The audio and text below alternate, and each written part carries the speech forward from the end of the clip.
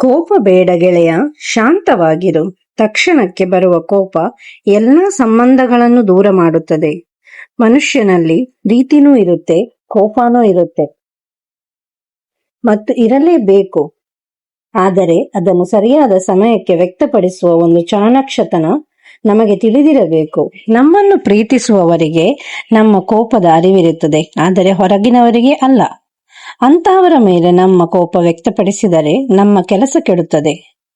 ಕೋಪದಲ್ಲಿ ಕುಯ್ದ ಮೂಗು ಮತ್ತೆ ಮರಳಿ ಬರುವುದಿಲ್ಲ. ಕೋಪ ಕ್ಷಣಿಕವಾಗಿರಬೇಕು. ಜೀವನ ಶಾಶ್ವತ ಅಲ್ಲ ಅಂದ ಮೇಲೆ ಈ ಕೋಪ ಏಕೆ ಶಾಶ್ವತ? ನಮ್ಮ ಕೋಪದಿಂದ ದೂರವಾದ ಸಂಬಂಧಗಳು ಮತ್ತೆ ಮರಳಿ ಬರೋದು ಕಷ್ಟ. ಆದ್ದರಿಂದ ಆದಷ್ಟು ನಮ್ಮ ಕೋಪವನ್ನು ನಾವು ಹತೋಟಿಯಲ್ಲಿ ಇಡಲೇಬೇಕು. ಕೋಪ ಒಮ್ಮೆಗೆ ಬಿರುಗಾಳಿಯಂತೆ ಬರುತ್ತದೆ, ಸ್ವಲ್ಪ ಸಮಯದ ನಂತರ ತಣ್ಣಗಾಗುತ್ತದೆ. ಬಿರುಗಾಳಿ ಬಂದಾಗ ಮರದ ರೆಂಬೆ ಕೊಂಬೆಗಳು ಹಾಳಾದ ಹಾಗೆ ನಮ್ಮ ಸಂಬಂಧಗಳೂ ಹಾಳಾಗುತ್ತವೆ. ಕೋಪ ನಮ್ಮ ಸಂಬಂಧದ ಜೊತೆಗೆ ನಮ್ಮ ಆರೋಗ್ಯವನ್ನೂ ಹಾಳು ಮಾಡುತ್ತದೆ. ಕೋಪ ನಮ್ಮ ಹಿಡಿತದಲ್ಲಿರಬೇಕು ಹೊರತು ನಾವು ಕೋಪದ ಹಿಡಿತಕ್ಕೆ ಸಿಕ್ಕಿಕೊಳ್ಳಬಾರದು. ನಾವು ಪ್ರೀತಿಸಿದವರ ಮೇಲೇನೆ ನಮಗೆ ಕೋಪ ಜಾಸ್ತಿ ಬರುವುದು.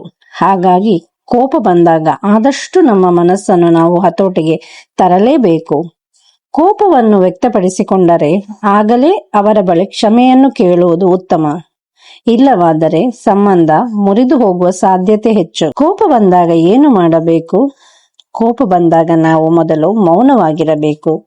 ಸಾಧ್ಯವಾದರೆ ಕೋಪ ಬಂದಾಗ ಅಲ್ಲಿಂದ ಹೊರಟು ಬಿಡಿ. ಕೋಪ ಬಂದಾಗ ದೇಹವೆಲ್ಲ ಬಿಸಿಯಾಗುತ್ತದೆ. ಆಗ ಸ್ವಲ್ಪ ತಣ್ಣೀರನ್ನು ಕುಡಿಯಿರಿ. ಆಗ ನಮ್ಮ ದೇಹ ಮತ್ತು ಮನಸ್ಸು ಸ್ವಲ್ಪ ತಣ್ಣಗಾಗುತ್ತದೆ. ಕೋಪ ಬಂದಾಗ 1ರಿಂದ 10ರವರೆಗೆ ನಿಧಾನವಾಗಿ ಎಣಿಸಲು ಆರಂಭಿಸಿ. ಆಗ ನಿಮ್ಮ ಕೋಪ ನಿಧಾನವಾಗಿ ಕಡಿಮೆಯಾಗುತ್ತದೆ. ಯಾವುದಾದರೊಂದು ವ್ಯಕ್ತಿಯ ಮೇಲೆ ಕೋಪಗೊಂಡರೆ ಒಂದು ತಲೆದಿಂಬನ್ನು ಆ ವ್ಯಕ್ತಿ ಎಂದು ತಿಳಿದು ಆ ತಲೆದಿಂಬಿಗೆ ಬೈಯುವುದು, ಹೊಡೆಯುವುದು ಮಾಡಿದಾಗ ಆ ವ್ಯಕ್ತಿಯ ಮೇಲಿನ ಕೋಪ ಕಡಿಮೆಯಾಗುತ್ತದೆ. ಕೋಪ ಬಂದಾಗ ಧ್ಯಾನದ ಮೊರೆ ಹೋಗಿ. ಧ್ಯಾನ ನಮ್ಮೆಲ್ಲರ ಸಮಸ್ಯೆಗೆ ಒಂದು ಒಳ್ಳೆಯ ಪರಿಹಾರ. ನಮ್ಮ ಉಸಿರಿನ ಮೇಲೆ ನಮ್ಮ ಮನಸ್ಸನ್ನು ಕೇಂದ್ರೀಕರಿಸಿದಾಗ ನಮ್ಮ ಮನಸ್ಸು ಶಾಂತವಾಗುತ್ತದೆ. ಕೋಪ ಬಂದಾಗ ಸಾಧ್ಯವಾದರೆ ಸ್ವಲ್ಪ ವ್ಯಾಯಾಮ ಮಾಡಿ, ಹಾಗೆ ಸ್ವಲ್ಪ ದೂರ ನಡಿಗೆಯನ್ನು ಮಾಡಿ. ಇದು ನಮ್ಮ ಮನಸ್ಸು ದೇಹಕ್ಕೂ ಒಳ್ಳೆಯದು. ಕೋಪ ಬಂದಾಗ ದೇವರ ಸ್ಮರಣೆಯನ್ನು ಮಾಡಿ. ಆಗ ನಮ್ಮ ಮನಸ್ಸು ಪ್ರಶಾಂತಗೊಳ್ಳುತ್ತದೆ. ಕೋಪಗೊಂಡಾಗ ಒಮ್ಮೆ ಮನಸ್ಸಾರೆ ನಕ್ಕು ಬಿಡಿ. ನಗುವಿಗೆ ನಮ್ಮ ಕೋಪವನ್ನು ನಿಯಂತ್ರಿಸುವ ಶಕ್ತಿ ಇದೆ. ಅದಕ್ಕಾಗಿ ಒಮ್ಮೆ ಜೋರಾಗಿ ನಕ್ಕು ಬಿಡಿ. ಸಾಧ್ಯವಾದರೆ ಚಿಕ್ಕ ಮಕ್ಕಳ ಜೊತೆಗೆ ಸಮಯ ಕಳೆಯಿರಿ. ಮಕ್ಕಳ ಮುಗ್ಧತೆ ನಮ್ಮಲ್ಲಿ ಒಂದು ಹೊಸ ಹುರುಪನ್ನು ತರುತ್ತದೆ. ಕೋಪಗೊಂಡ ವ್ಯಕ್ತಿಯನ್ನು ಕ್ಷಮಿಸಿ ಬಿಡಿ. ಇದು ಆ ವ್ಯಕ್ತಿಗಾಗಿ ಅಲ್ಲ, ನಮ್ಮ ಮನಸ್ಸಿನ ಸಂತೋಷಕ್ಕಾಗಿ.